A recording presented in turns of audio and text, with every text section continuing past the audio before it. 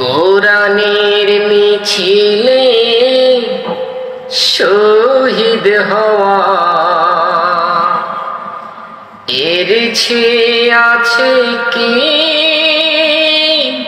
পরম পাওয়া।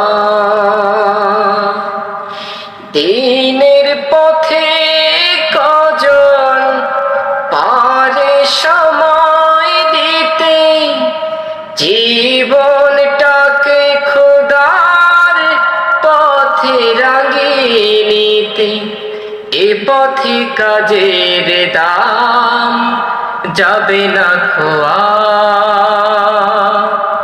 হাসানো